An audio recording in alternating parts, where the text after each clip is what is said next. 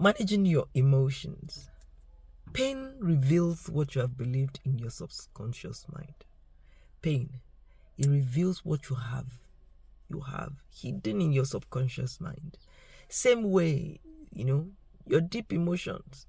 When it comes where there are different emotions that the Bible talks about. Apart from pain, we have anger, we have sorrow, jealousy, and we have the good ones like joy, compassion, and love. All these emotions that you express, they reveal the inside, the inside of you when when they are in their intense form. Now, for instance, we're talking about pain. What happens when you are in pain? For many people, so many things spoil. Families disintegrate because someone is in pain. If someone is in pain as per maybe a loss of a child, a loss of a husband to death, or a loss that is so painful, in that time of pain, the deep things, the suspicions inside of you at that time, they will concretize. If you're not careful, at that time you're blaming someone. If you are very African in your mind, in your subconscious mind, you will find that you are either blaming your mother-in-law, you're blaming your mother, you think someone is doing it. And if there is even nobody you can point to or think that did this to you, then someone will help you to find that person, to say that this is the person who has done this for you. People, they will just tell stories, African style. They'll just tell you stories about how this person could have, when her own daughter died, it was later found out that it was her mother-in-law, it was her father's wife, that did this, and in polygamous home, for instance, where most of us come from, it was so easy to do that. So you must manage this emotion called pain. When you are in pain, be careful that you do not allow your subconscious mind, the things in your subconscious that that could be, as I said, suspicion, could be hate. Sometimes hate against someone. In your subconscious, you have something, dislike for someone, and when you are in pain, you tend to blame that person, find fault with that person. It could be your husband. You have some thoughts about you have some pain, and subconsciously, your husband who does not make enough money, or who is not kind enough, who does not, whatever it is, be careful that you do not allow your pain, to make you blame others. Instead, when you are in pain, this is how to manage your emotions. When you are in pain, seek God. There's the one which is anger. The Bible says anger rests in the bosom of fools. That's to say, see, if you are keeping anger inside of you, it's a fool that keeps anger there. So if you are keeping anger inside of you, you are waiting to do one foolish thing. When you keep anger inside of you, a foolish act is waiting before you. And so when you're angry, do not let the sun go down on your anger. That's what the Bible says. It's for a reason. Because if the sun goes down on your anger, see, that fresh anger, when you're angry, the first few minutes, hours that you're angry, it's boiling over and everything, then it simmers. See, if you can still retain anger overnight, 2 days, 3 days, it's no longer just an emotion, a small emotion that just passed through. It's no longer that. It's taking on a body. That emotion, anger, will take on a plan.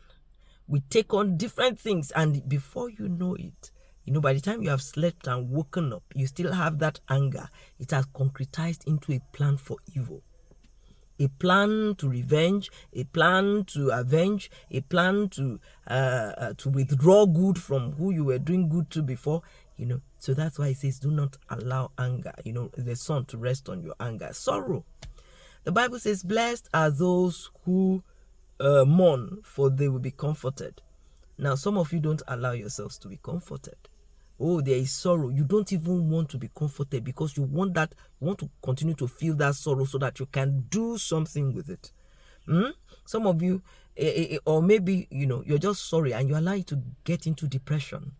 You're depressed. That sorrow keeps coming. You are hugging the sorrow as if it has eternal value. It has some good that it can do to you, that it can do for you. Allow yourself to be blessed by the comfort that God will give to you, and allow others to comfort you. Allow words of comfort to penetrate. Don't block everything and block everyone and think, look, this is my sorrow, I know what it is. Don't swim in it. Don't allow yourself to be to be feeling like a victim because of what has happened, or what is happening, or your situation, or the loss that you suffered. Allow yourself to be comforted. There is also the emotion of jealousy.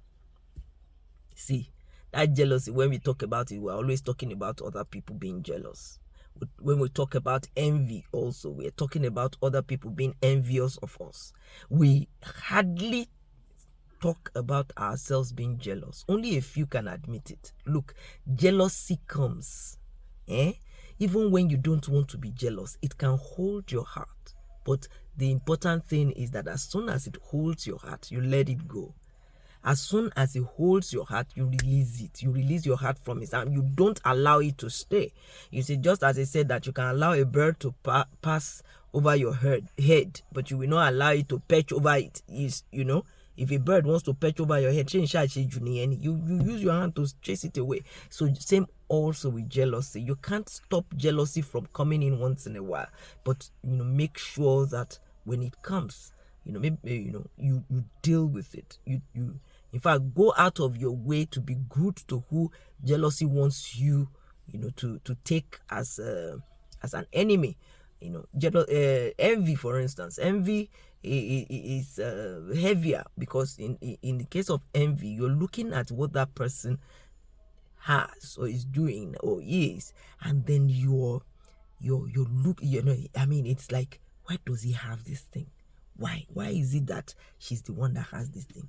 Is it not because she has this? And then you're allowing the thoughts, to I've seen envious people, and I've seen people who are jealous. See, if someone is very jealous of you or envious of you, you may not be able to help the person. No matter how much you gift the person, no matter how much you do for the person is still not satisfied. Why? It is not because you are not giving to the person that the person is envious, or because you are not good that the person is jealous. It is because, you see, this envy is an emotion that is so strong that if not dealt with from that person's side, if not dealt with from your side, no matter how much gifts or how much good the person is to you, it won't take it away. It's not by being good to someone that you help the person to deal with jealousy. It's by the person facing up to the fact that envy is evil. So there are also the emotions of joy, compassion, and love. These are beautiful ones, but in all, you see, even joy, compassion, and love. I'm not stressing so much on this today, because when I'm saying manage your emotions, we all know that we want joy, we want compassion, we want love. And really, the best of us comes out when we have these things. But both the bad emotions and the good emotions, do not allow yourself to be carried away. Don't allow them to dictate your actions. Don't allow them to be your Lord. That you are full of joy. Yes, it's a good thing. Put it under God. Lay it before God. No matter what, let God be the deciding factor in your life. Even though you're so joyous and everything, you can give everything away, still allow it to be God who decides what you do. Let it be God. The same God that is the God when you are sad is the same God when you are glad, is the same God when everything is going rosy. Thank you very much for being there. It's been a pleasure. Let's meet again tomorrow at the same time, hopefully. Bye.